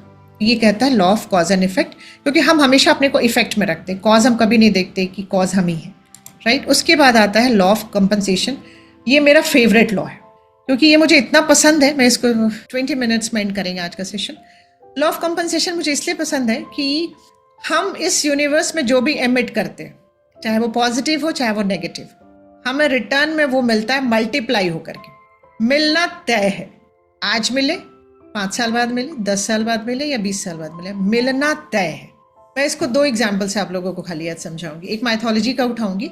एक बार क्या होता है कि कर्ण अपने रथ से जा रहे होते और उनके रथ की जो स्पीड थी बहुत ज़्यादा थी, तो एक बच्ची जो थी कुल्हड़ में अपना दूध पी रही थी, उसके हाथ से कुल्हड़ गिरता, कुल्हड़ टूट जाता, उसका दूध गिर जाता। उसकी मदर अंदर से आती है और कहती है कि कर्ण ये क्या किया आपने, आपकी वजह से मेरी बच्ची 2 दिन के बाद उसे दूध मिला था, वो दूध गिर गया और वो भूखी रह जाएगी। अब उस समय इतना आसान नहीं था कि अरे जाओ घर से दूध ले आओ। तो कर्ण ने क्या किया, जहाँ दूध गिरा तो उन्होंने मिट्टी को मदर अर्थ को निकाला, उस मिट्टी को निकाला, उसको निचोड़ के उसको दूध दे दिया। उस समय बड़ी वाहवाही हुई कर्ण की, बहुत ज़्यादा लोगों ने अप्रिशिएट किया कि कितने ताकतवर है, इतना किया, इतना काइंड भी है। कर्ण के पास आज तक कोई खाली हाथ नहीं लौटा। कर्ण को भी उसका प्रेज मिला, सारी चीज़ें मिली। जब कुरुक्षेत्र में कर्ण का पहिया जब मदर अर्थ में धंसता है, कर्ण उसको निकालना चाहते हैं, निकल नहीं रहा होता, वो और धंसता जाता है उनके रथ का पहिया। तो वो अच्छे से जानते थे कि वो इतने ताकतवर है कि वो रथ को निकाल सकते थे। जब वो नहीं निकल रहा होता तो समझ जा रहे हैं कि माँ ने पकड़ रखा है मेरे रथ के पहिए को। तो पूछते हैं कि माँ ये क्यों कर रही हो आप मेरे साथ। कहती है लॉ ऑफ कंपनसेशन है। एक बार तुमने मुझे बहुत बुरी तरह से निचोड़ा था दूध निकालने के लिए, तो जितना लंबा टाइम होगा ना उतना बड़ा कंपनसेशन देना पड़ता। हम क्या सोचते हैं, उसने मेरे साथ बुरा किया, उसने सबके साथ बुरा किया, बट उसके साथ कुछ गलत नहीं होता, उसको तो कभी सजा नहीं मिलती। लेकिन आपको एक चीज़ बताऊं, जितना टाइम लगेगा ना उसकी सज़ा उतनी बड़ी होती है। इसलिए कभी ना ऊपर वाले से फेथ मत हटाइए कि उसको सज़ा नहीं मिल रही। एक तो पहले आप सज़ा मनाइए मत कि उसको मिले, क्योंकि अगर आप उसके लिए मना रहे हैं तो कहीं ना कहीं आप अपने लिए भी थोड़ा सा मना रहे हैं। तो ये आपको नहीं मनाना है, आपको बस छोड़ देना है कि लेट गो करना है। अगर कोई आपको हर्ट भी कर रहा है, आपको तकलीफ भी दे रहा है, तो उसको लेट गो करना है कि नहीं, मैं अपना love you thank you bless you दूंगी, क्योंकि मुझे जो एमिट करोगे वो मल्टीप्लाई होकर मिलेगा। तो मुझे love you thank you bless you चाहिए मल्टीप्लाई होकर के। अगर मैं कहती हूँ उन्हें सज़ा मिले तो वो भी एमिट होकर आपको भी मिलेगा। तो आप जो भी एमिट करते हो in the form of thought, in the form of word, in the form of action, वो आपको मल्टीप्लाई होकर मिलेगा। मैं अभी क्या एक रियल लाइफ एग्जाम्पल आपको बताती हूँ। मैं एक वाइफ हस्बैंड को जानती हूँ, financially they are so weak, they were so weak. उस समय वो एक एनजीओ के लिए काम करते थे जो एनिमल्स के लिए काम करते थे और एनिमल्स को फूड खिलाते थे वो लोग। जब कोविड आया तो चूँकि उस एनजीओ को भी फंडिंग के चैलेंज आने लगे, तो उन लोगों ने क्या किया कि बोला कि हम 50 डॉग्स को लोग उधर खिलाते थे खाना करीब। तो उन्होंने बोला कि हम लोग अब नहीं खिला पाएंगे, तो तुम लोग भी अभी स्टॉप कर देना, डॉग्स को खाना नहीं खिलाना। तो उन लोगों ने भी कहा बात सही है, उनके पास इतना पैसा नहीं, उनका बैंक बैलेंस भी बहुत ज़्यादा नहीं था। और किराए के मकान में रहते थे और कोई ऐसा जॉब भी नहीं था दोनों वाइफ हस्बैंड के पास। उन्होंने कहा कि ठीक है। फिर एक दिन क्या होता है, जिस 2-3 दिन तो इन लोगों ने अपना कुछ नहीं किया भाई, इनको मिला ही नहीं कुछ खिलाने को उनको। लेकिन देखा ये डॉग्स वापस इसके घर के बाहर आके खड़े हो जाते थे। तो इन लोगों ने आपस में, दोनों ने वाइफ हस्बैंड ने बात किया कि एक काम करते हैं, आधा खाएंगे बट इनको भी खिलाएंगे। इनको कैसे पता है कि एनजीओ ने फंड बंद कर दिया, कोविड आ गया है, अब इनको हम नहीं खिला सकते। तो हुआ कि अच्छा ठीक है, एक काम करेंगे, अगर हम लोग 1 गिलास दूध पीते हैं तो हम आधा आधा ग्लास दूध पिएंगे, आधा ग्लास पानी मिलाएंगे और बाकी इनको भी पिलाएंगे। अगर इनको दूध में पानी मिला के पिलाएंगे तो हम भी दूध में पानी मिला के पिएंगे, बट इनको पिलाएंगे और जो भी जमा पूंजी है जब तक खिला सकते खिलाएंगे, फिर देखा जाएगा, छोड़ो कोई दिक्कत नहीं, उनको बच्चे उच्चे अभी है नहीं। तो उन्होंने यही सोच करके बस कि जो देखा जाएगा होगा, किराया मम्मी दे ही दे रही है बट खिलाना ही है, इन दोनों को मैनेज कर लेंगे, इन सारे लोगों को। उन लोग खिलाते रहे 1.5 साल ऐसे ही चला और उनका बैंक बैलेंस 0 हो गया और 2 महीने का किराया देने का भी पैसा नहीं था। उनकी मदर ने कहा मैं कहाँ से लाऊं। तो अब ये था कि अब तुम लोगों को घर खाली करना होगा, यहाँ से जाना होगा। तब तक क्या होता है कि एक उनके ही नोन होते जिनके यहाँ वो पहले काम कर रहे होते, उनकी मल्टी स्टोरीड बिल्डिंग होती है। तो वो कहते हैं, उनको फ़ोन करते हैं और बोलते हैं कि मेरी एक मल्टी स्टोरीड बिल्डिंग है, 3 स्टोरी है, मैं चाहता हूँ ऊपर वाला फ्लैट मैंने वेल फर्निश कराया, तुम लोग वहाँ फ्री में जा कर के रहो, तुम लोग वहाँ फ्री में जा कर के रहो, तुम लोग का काम बस इतना है कि मेरी उस बिल्डिंग का मतलब एज अ केयर टेकर रहना। और वो वेल फर्निश्ड में वहाँ फ्रिज भी है, वेल फर्निश्ड में वहाँ एसी भी लगा हुआ है, वेल फर्निश्ड में वहाँ वॉशिंग मशीन भी है, वेल फर्निश्ड में वहाँ मॉड्यूलर किचन भी। तो आप ये चीज़ देखिए कि लॉ ऑफ कंपनसेशन उन्होंने जिसके लिए किया ना, वो जानते थे कि ये स्ट्रीट डॉग रिटर्न में मुझे कुछ नहीं दे सकते। अगर हम इंसानों के लिए करते तो हम एक्सपेक्टेशन रखते हैं वहाँ पे, तो हमें वहाँ उतना बड़ा कंपनसेशन नहीं मिलता है। लेकिन इन लोगों ने जो किया, इन वाइफ हस्बैंड ने, इन लोगों ने क्या किया कि उन एनिमल्स के लिए किया जो स्ट्रीट एनिमल है, जो हो सकता है कल आपको पहचान तो ले बट आपके लिए कुछ कर नहीं सकते, आकर के आपकी मदद नहीं कर सकते, वो बस करते गए और आज उनको फ्री ऑफ कॉस्ट वो पूरा फ्लैट मिला है। उनको कोई चार्ज नहीं लगता, उनको कोई किराया नहीं देना हो, सिर्फ अपना बिजली बिल देते हैं और दोनों को अच्छी जॉब मिल गई है, दोनों अच्छा कर रहे हैं। ये है लॉ ऑफ कंपनसेशन। मेरा एक एग्जाम्पल मैं आपको दे रही हूँ बट मेरे पास आज रियल लाइफ के इनफ एग्जाम्पल्स मैं देखती हूँ लॉ ऑफ कंपनसेशन के। अगर आपकी लाइफ में कोई चीज़ है तो बट इतना जान लीजिए कुछ कंपनसेट हो रहा है इसलिए मैं कहती हूँ अच्छा सोचना है, अच्छा देना है। जैसे मधुकर सर हमारे बीच है, मधुकर सर एक बहुत सुंदर सी बात कहते हैं, देना ही पाना है। तो आप देते जाएंगे, आपको मिलता जाएगा, बट विदाउट एक्सपेक्टेशन। जब हम इंसानों के लिए करते हैं तो एक्सपेक्टेशन रख लेते हैं। उनके साथ आई थिंक ये मिरेकल इसलिए हुआ क्योंकि उन्होंने एनिमल्स के साथ किया था, विदाउट एक्सपेक्टेशन था। बट अगर हम भी ये अपने ह्यूमन बीइंग के साथ अपने के साथ करेंगे विदाउट एक्सपेक्टेशन, तो आप देखिए अबंडेंस किस तरह से लॉ ऑफ कंपनसेशन जो है कंपनसेट करता है आपके लिए चीज़ों को, राइट। नेक्स्ट उस पर आते हैं, लॉ ऑफ रिलेटिविटी। ये भी बहुत सुंदर होता है। ये जो होता है ना कि सब कुछ रिलेटिव है, हम सब रियलिटी को अपने अपने चश्मे से परसीव करते हैं। अब जिसकी प्रोग्रामिंग जो है ना बहुत पॉजिटिव एनवायरनमेंट में हुई है, हर चीज़ उसने अच्छा देखा है। जैसे अगर मुझसे कोई पूछेगा कि ये ग्लास आधा खाली है कि भरा, तो मैं कहूँगी आधा भरा हुआ है, क्योंकि मेरी जो प्रोग्रामिंग है वो बहुत पॉजिटिव एनवायरनमेंट की। बट जिसकी बहुत नेगेटिव में लैक में रहा है, जो जिसको बहुत ज़्यादा चीज़ें नहीं मिली है, लाइफ में कमी रही है चीज़ों की, उसको पूछेगा तो बोलेगा आधा ग्लास खाली है। This is law of relativity, right. दोनों ही सही है, आधा ग्लास भी सही है, आधी ग्लास भरी है और आधी ग्लास खाली है, दोनों ही सही है। तो this is law of relativity. इसमें हम लोग क्या करते हैं ना, हर रिलेशनशिप में क्या होता है, मैं सही हूँ तुम गलत, ये साबित करने में लगे हुए रिश्तों में भी, और सफरिंग यही की वजह है।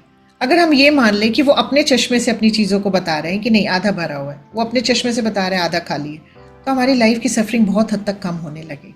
This is law of relativity. उसके बाद आता है लॉ ऑफ पोलैरिटी। हर चीज़ का ऑपोजिट है। अगर रात नहीं होती तो हमें दिन की खूबसूरती पता नहीं चलती, अगर हमारे जीवन में दुख नहीं होता तो हम सुख को एंजॉय नहीं कर पाते। तो यही कहा जाता है कि हर चीज़ का एक ऑपोजिट है, राइट। तो अगर हमारी लाइफ में दुख है तो उसको भी थैंक यू बोलिए, तभी तो हम सुख का मज़ा कर पाते। लेकिन जब हमें दुख आता है तो हम उसमें ड्वेल करने लगते हैं, उससे रेजिस्ट करने लगते हैं, और जहाँ हम रेजिस्ट करते हैं वो परसिस्ट करने लगता है हमारी लाइफ में, राइट। उसके बाद क्या आता है, लॉ ऑफ रिदम। ये बताता है कि इस दुनिया में कुछ भी चीज़ स्टैटिक नहीं है, सब चीज़ें एक रिदम में चल रही है। कहने का मतलब आज अगर दुख है तो कल सुख ज़रूर आएगा, और आज अगर सुख है तो फिर दुख भी आएगा। सुख सुख सुख नहीं हो सकता है, क्योंकि सीजन भी 4 है। और आज हमें बहुत गर्मी लग रही है और हम कहते हैं कि यूनिवर्स को बहुत गर्मी है यार, बारिश ला दो, नहीं लाता, वो अपने टाइम से ही आता है। तो आज अगर दुख है तो भी थैंक यू बोलिए ऊपर वाले को, कि उतना पता है कि ये भी पास हो जाएगा टाइम। तो लॉ ऑफ रिदम हमें यही सिखाता है कि कुछ भी स्टैटिक नहीं है, हम उसे स्टैटिक बना लेते हैं। अगर दुख है तो हम बहुत ज़्यादा दुखी रहने लगते हैं। अगर हम उसमें सरेंडर कर दें कि नहीं, ये भी वक्त निकल जाएगा, और अपने वाइब्रेशन को हाई रखे, वो जल्दी निकल जाएगा। लेकिन हम क्या करते, स्टक कर जाते उसमें। मेरी लाइफ में ये चैलेंज क्यों आया, मुझे ही दुख क्यों मिला, मैंने तो बड़े अच्छे काम किए थे, मेरे साथ ऐसा क्यों हुआ। तो जब आप ये करते हो और जब आप लाइफ के साथ फ्लो नहीं करते तो आप वहाँ स्टक कर जाते हैं। मैं एक ही चीज़ कहती हूँ, जब भी ऐसा कोई चैलेंज आए ना, तो लॉ ऑफ रिदम को याद करिए कि ये वक्त भी निकल जाएगा, और निकलता है, सिर्फ आपको अपना वाइब्रेशन हाई करना है। That's it. उसके बाद आता है लास्ट लॉ, ये भी मुझे बहुत पसंद है, that is law of gender. Law of gender में कहा जाता है भगवान चाहते ना तो एक ही जेंडर को बना के खुश हो सकते थे, बट उनको लगा कि नहीं, इस दुनिया को चलाने के लिए 2 एनर्जीज़ की ज़रूरत पड़ेगी, masculine energy and feminine energy. Masculine energy को उन्होंने क्वालिटीज़ दी कि इसके लॉजिकल होंगे या अथॉरिटी फिगर होंगे, इनमें कॉन्फिडेंस बहुत होगा, या एक्शन टेकिंग होंगे। फेमिनिन को दिया इंट्यूटिव होंगे, फीमेल्स जो होंगे इनके में फीलिंग्स, इमोशंस हायर लेवल का होगा, ये क्रिएटिव होंगे, ये स्पिरिचुअल होंगे। दोनों एनर्जी को भगवान ने अलग अलग क्वालिटी पता है क्यों दी, कि जब ये एक दूसरे को कॉम्प्लीमेंट करेंगे तो एक खूबसूरत दुनिया बनाएंगे। आज हम क्या कर रहे हैं पता है, मेल और फीमेल जो है ना कंपीट कर रहे हैं एक दूसरे से। जो आज फीमेल एम्पावरमेंट की हम लोग बात करते हैं, उसमें क्या बात करते हैं, हमें मेल से आगे जाना है, हमें हम फीमेल एम्पावरमेंट की तो बात ही नहीं करते, हमें तो बस कंपीट करना है मेल से अपने। अगर मैं किसी हॉस्पिटल में हूँ तो भी हम कंपीट करना है, मेल है तो फीमेल से कंपीट करने में लगे हैं, मेल और फीमेल है तो मेल से हम कंपीट करने में लगे। हम कभी आगे नहीं जा सकते, हमें कभी पीस नहीं मिल सकता, हम कभी स्पिरिचुअल बीइंग नहीं बन सकते, क्योंकि दोनों एनर्जी को कंबाइन करना होगा। जब ये दोनों एनर्जी एक दूसरे को कॉम्प्लीमेंट करेंगी, चाहे वो किसी का रिश्ता हो, वाइफ हस्बैंड का हो, या आपके कलीग का रिश्ता हो, या हॉस्पिटल में रिश्ता हो, जब तक मेल और फीमेल जेंडर जो ये एनर्जी है ये एक दूसरे को कॉम्प्लीमेंट नहीं करेंगी, कनेक्ट नहीं करेंगी प्रॉपरली, ग्रोथ नहीं होगी। ये बहुत सुंदर है, इसको समझने की ज़रूरत है।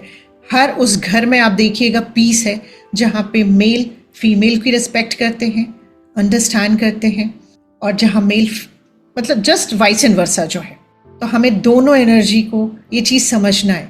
आज बहुत सारे लोग फीमेल एम्पावरमेंट की बात करते हैं, वुमेन एम्पावरमेंट की बात करते हैं। मैं क्या, एम्पावर तो हम हैं ही already. X chromosomes are stronger than XY chromosomes, medically साबित हो चुका है। फिर हम किस बात, और हम एम्पावर खुद को करना है ना, तो मैं कहती हूँ एम्पावरमेंट की सबसे बड़ी चीज़ पता है क्या है, फॉरगिव कर दो ना सब लोगों को जिन्होंने आपको हर्ट किया, क्योंकि मैं कहती हूँ फॉरगिवनेस स्ट्रॉन्ग लोगों की निशानी होती। हम फीमेल सबसे ज़्यादा हर्ट और अनफॉरगिवनेस अपने अंदर रखे हुए। एम्पावर करना है तो खुद को एम्पावर करो ना, कंपीट मत करो मेल से, राइट। उसके बाद मैं कुछ ट्रेट्स बताऊंगी आप लोगों को, उसके साथ आज का सेशन हम एंड करेंगे। जो मेल का ट्रेट होता है और फीमेल के ट्रेट होते हैं। मेल के लिए क्या होता है ना, अप्रिसिएशन बहुत मायने रखता है। मैं ये इसलिए बता रही हूँ कि इस सेशन के एंड होने के बाद ना हम लोग इस चीज़ को प्रैक्टिस करना शुरू करेंगे, ताकि लाइफ में ना थोड़ी खूबसूरती ऐड होनी शुरू हो जाए, राइट। पहला, मेल के लिए ना अप्रिसिएशन बहुत मायने रखता है, उनको अप्रिसिएशन बहुत अच्छा लगता है। जैसे आज मैंने सर से पूछा, श्रीकांत सर से, कि आपने मैम को कब अप्रिशिएट किया, तो सर को याद नहीं। लेकिन अगर मैं मैम से भी पूछूं कि मैम आपने सर को कब अप्रिशिएट किया, तो उन्हें भी याद नहीं होगा कि उन्होंने सर को कब बोला होगा कि सर आप बहुत अच्छे हैं, आप बहुत अच्छे डॉक्टर हैं, आप बहुत अच्छे फादर हैं, आप बहुत अच्छे हस्बैंड हैं। उन्हें भी याद नहीं होगा उन्होंने कब बोला है। तो जो मेल का अप्रिसिएशन होता है ना, वो फीमेल के लिए अंडरस्टैंडिंग होता है। आप हमें अप्रिशिएट करो ना करो, लेकिन आप अगर हमें अंडरस्टैंड करते हो ना, तो हमारे लिए वो इक्वल हो जाता है। तो हर मेल को क्या करना चाहिए ना, फीमेल को अंडरस्टैंड करना होगा। इसके लिए मैं एक चीज़ बताती हूँ आपको, मैं एक चीज़ साइंटिफिक चीज़ बताती हूँ आपको। फीमेल को वेंट आउट करने की आदत होती है।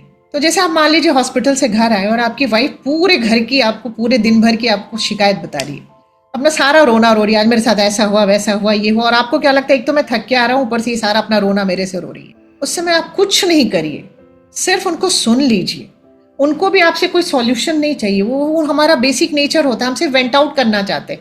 हमें लगता है आप मुझे बस अंडरस्टैंड करो, और अंडरस्टैंड करने के लिए चुपचाप सुनना भी काफ़ी है। वो आपसे ये नहीं कहेंगे कि जाओ मेरे लिए किसी से लड़के आओ, मेरे लिए किसी को कुछ भला बुरा बोल के आओ, कुछ नहीं चाहते वो। बट वो चाहते कि जब मैं बोल रही हूँ तो सुन लो। होता क्या है ना, वो बाहर से आते हैं, हमने भी उन्हें अप्रिशिएट नहीं किया कि अरे आज आप कितना सारा काम करके आए, और जब मैंने बोलना शुरू किया तो उन्होंने भी बोला कि अच्छा अभी अभी तो बंद करो, अभी मैं थक के आ रहा हूँ। यहाँ से ना छोटे छोटे जो लव होता है ना वो खत्म होना शुरू होता है। और वहाँ पे ना कहते हैं ना डिजीज जब होती है ना तो वो लॉन्ग टर्म इमोशनल चैलेंजेस की वजह से होती है, उसको हम लोग डिटेल में जानेंगे। मेल के लिए रिस्पेक्ट बहुत मायने रखता है और फीमेल के लिए उसका जो वर्जन है दैट इज लव। फीमेल बेइंतहा प्यार करती है किसी से।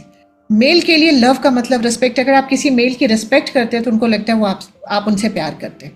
तो मैं एक ही चीज़ कहती हूँ, जो भी यहाँ फीमेल है ना अपने काउंटर पार्ट को रिस्पेक्ट जरूर दीजिए। आप उन्हें कितना भी प्यार करते, लेकिन अगर आप बहुत सारे लोगों के सामने उन्हें रिस्पेक्ट नहीं देते, आपके टोन में वो रिस्पेक्ट नहीं है, तो वो कभी नहीं मानेंगे कि आप उन्हें बहुत प्यार करें। तो ये चीज़ें समझना है हम लोगों को और इसको अपनी लाइफ में इम्प्लीमेंट करना है। मेल को रहता ना कि आप मेरे पे ट्रस्ट करो। आज जितने भी ये अंड बंड हम लोग सीरियल देखते हैं ना, मतलब कि हस्बैंड बाहर गया तो कहीं अफेयर हो गया, एक नहीं, दो नहीं, तीन नहीं, चार चल रहा है, ये हमारे माइंड को प्रोग्राम कर रहा है। और वहाँ हमारा ट्रस्ट इशू भी आता है अगर हस्बैंड थोड़ी देर लेट से आ रहा है तो हमारे दिमाग में भी चल रहा है वो किसी से हंस के बात कर रहा है तो मेरा दिमाग कहानियां बना रहा है, क्योंकि है हमारे दोनों हेमिस्फेयर का, लेफ्ट और राइट का होता है कि एक हेमिस्फेयर स्टोरी बनाता है, आगे बात करेंगे हम लोग, बनाता है और दूसरा उसको खरीदता जाता है। और हम अपनी लाइफ को बहुत खूबसूरती से अपनी ही लाइफ को अपनी ही हाथों से कहते ना हेल बनाते जाते हैं। उसके लिए बहुत मेहनत भी नहीं करते हम लोग, बहुत आराम से बनाते हैं हेल अपनी लाइफ को। तो कहना होता है कि उनको हमेशा रहता है कि आप मेरे पे ट्रस्ट करो। और फीमेल को अटेंशन चाहिए होता है। आप देख लो ना, आपके घर में अगर डॉटर और सन है, सन अगर आएगा बाहर से खेल के तो जाएगा सीधा अपना खिलौना रखेगा, बैट बॉल रखेगा और अपने आराम से कमरे में बैठ जाएगा। पर डॉटर आएगी, देखेगी मम्मी ने देखा कि नहीं मुझे देखा, पापा को जाके देखेगी, चाहेगी कि वो मुझे अटेंशन मिले। हम आप अपने से भी देख सकते हो, हम लोग भी फीमेल है, हम लोग भी, मैं भी यही चाहती थी जब मैं स्कूल से आती थी कि पापा की नजर पड़ी तो पापा ने मुझे टोका क्यों नहीं, तुम आ गई, कुछ बोला नहीं पापा ने, तो जाके ऐसे देखती थी कि हाँ अच्छा तुम आ गई, हाँ। तो अटेंशन हमें चाहिए होता है। तो मैं कहती हूँ जो भी काउंटर पार्ट है, जो भी यहाँ जो भी सुन रहे हैं, अपने अपने पार्टनर को, अपने अपने कलीग को, आप कहीं भी ऑफिस में हो, हॉस्पिटल्स में हो या घर में हो, डॉटर है, सन है, वाइफ है, फादर है, मदर है, ये हमारा ट्रेट है, इसके साथ हमारा जन्म होता है। तो इन चीज़ों को अगर हम अपनी लाइफ में यूज़ करना शुरू करेंगे ना, हम बहुत सुंदर जीवन जीने वाले हैं। मेल को इनकरेजमेंट बहुत पसंद होता है और हमें रीएश्योरेंस बहुत पसंद होता है, हमें रीअश्योर फीमेल को। मेल को लॉयल्टी बहुत पसंद होती है कि आप लॉयल हो उनके लिए। और फीमेल को डिवोशन, फीमेल चाहती है कि जो हमें प्यार करे वो एक डिवोशन से प्यार करते हैं हम। मेल के पास पर्पस ऑफ लाइफ होता है, फीमेल को कहा जाता है क्रिएटिव होते हैं, क्रिएशन में विश्वास रखते हैं। मेल को एडमायरेशन पसंद होता है, फीमेल को वैलिडेशन पसंद होता है। तो ये सारी छोटी छोटी चीज़ें हैं, अगर हम इन ट्रेट्स को समझते हैं, अपनी लाइफ में यूज़ करते हैं, फॉलो करते हैं, तो हम एक बहुत बेहतरीन रिलेशनशिप बना सकते हैं। और मैंने आज आपको इसको थोड़ा सा डिटेल में इसलिए बताया क्योंकि हम लोग जितने भी चैलेंजेस पे काम कर रहे हैं, हेल्थ चैलेंजेस में, फिजिकल हो, मेंटल हो या इमोशनल चैलेंजेस हो, उसका रूट लेवल जो है रिलेशनशिप चैलेंज है। चाहे वो मदर इन लॉ से हो, सिस्टर इन लॉ से हो, फादर से हो, मदर से हो, हस्बैंड से हो। तो मैं एक ही चीज़ कहती हूँ कि अगर हम बेसिक नेचर समझ जाएंगे, ये दो जेंडर का जो डिविनिटी ने बनाया है, हम इनको कॉम्प्लीमेंट करना शुरू करेंगे, हम इनसे कनेक्ट करना शुरू करेंगे। Every time we are trying to correct.